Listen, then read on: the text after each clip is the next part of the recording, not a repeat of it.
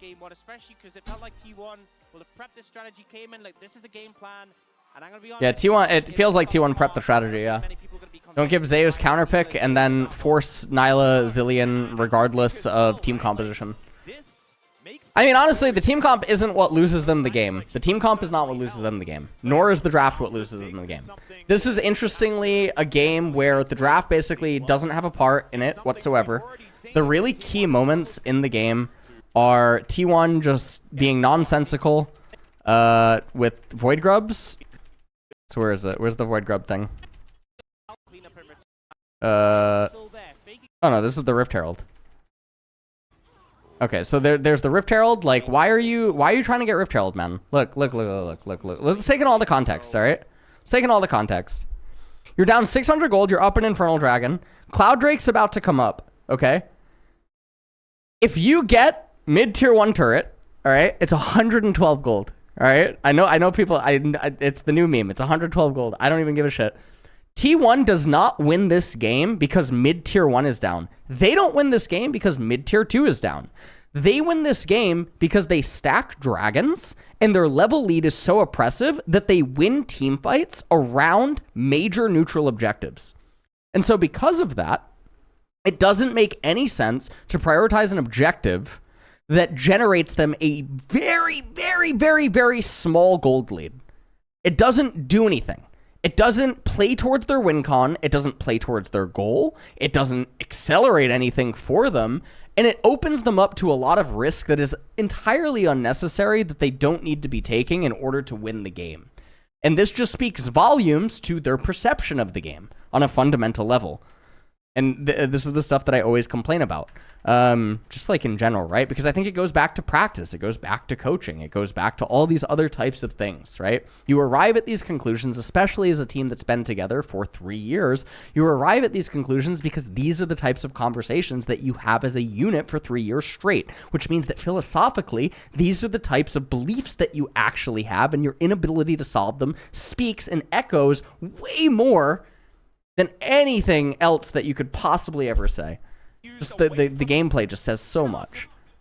Now, it's like they do this all the time, and sometimes it wins them. Sometimes they win games by stealing games. And honestly, if you watched T1 even last year, their ability to have heists and just out-mechanic people, that was one of their things. T1 was often in-game losing spots, and you are dishonest and don't know what the fuck you're looking at when you're watching VODs and you're watching LCK and like all this other stuff. If you watched them in 2023 and 2022 and you did not have that conclusion.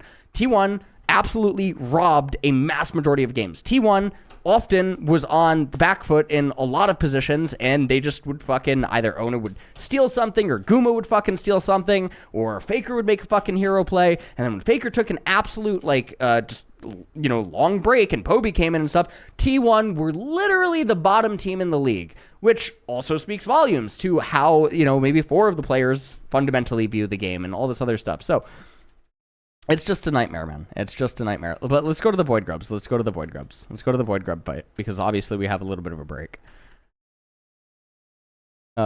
This whole thing. All right. So this is the game state. You have Cassante on right-hand side. Okay. Corki is shoved in.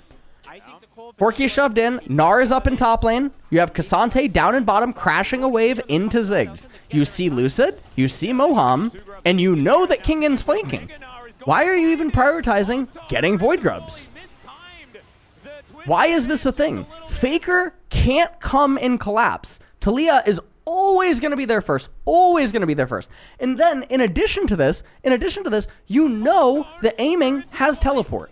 Aiming can always be there, and Cassante can't, because you have Cassante on the opposite side of the map. And again, you're going to win this game through EXP and team fights. So why are Void Grubs even important to you? Now, this game, T1 did get 5 Void Grubs. Absolutely great. Fine and dandy. And you could argue, oh, they're trying to deny Void Grubs. Cool. You can deny Void Grubs. The only one that you really have to deny, kind of, is the 4th Void Grub. And even if the enemy team does get 4 Void Grubs, it's not the end of the world. They're still going to need Baron to kill you, which means that dragons should be of the utmost importance. And because you have a gigantic EXP advantage because of the Neela and Zilean dynamic and all this other stuff, and you have insane scaling because of Zilean, Neela, and Corki, and even Maokai in regards to, you know, the counterpart being Vi this game, and the Gnar is just sort of a neutralizer against the Cassante. That should be your priority. Your priorities should be Soul and Baron, because that is what your team composition, much like in a trading card game, your deck is trying to do. That is your inevitability in your fucking win con. Your win con isn't pushing turrets like this is a fucking solo queue game. It's not arbitrarily gaining kills and then just 1v9 fucking carry and diving into the enemies the way that you would in a fucking scrim on Neela, okay?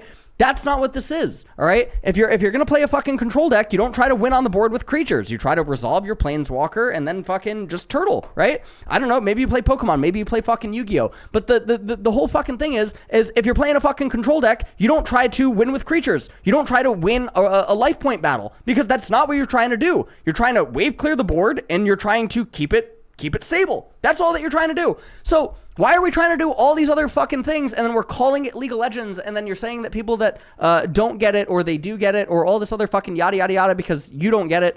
Like oh my fucking, I hate League. Listen, look, I have enough. All my money, high yield savings, I'm gone. I'm Bing chilling, okay, on a beach somewhere. Like, I cannot, my blood pressure, I can't handle it, man. I can't fucking handle it. Anyways, cool. I love League. I love League so much. I absolutely love League of Legends. Absolutely love League of Legends. Holy shit. Yes, sir. Absolutely, man. Absolutely. Team's been together for 3 years, and they're still making decisions like this. Absolutely inexcusable. Fuck all of the idiots on DC Inside, by the way, for the past 3 years, that every single fucking time the coaching staffs and everyone have just been changed over and over and over and over. They bitch, piss, and moan like the fucking parasites that they are, and they just constantly complain because they're fucking terrible at the game and they have no idea what the fuck is going on. Holy shit. And then the players and everyone is just perma getting flamed, but the reality is that this is an iteration of a team that is stuck together for 3 fucking years, okay? And there is almost no hive mind identity in the team other than their ability to team fight. That's just the truth. There's no hive mind. I feel so bad for the players and all the coaches that just get endlessly fucking harassed when they go into series like this one and they lose this game, or they lost the previous series versus Hanwha Life and they have to deal with all these fucking toxic, malicious idiots that are hiding behind anonymity on like these fucking forums, and these idiots on fucking Twitter and Reddit and all this other shit. But yeah, it sucks. Anyways, cool. All right, I got that out. After that very unique draft that played out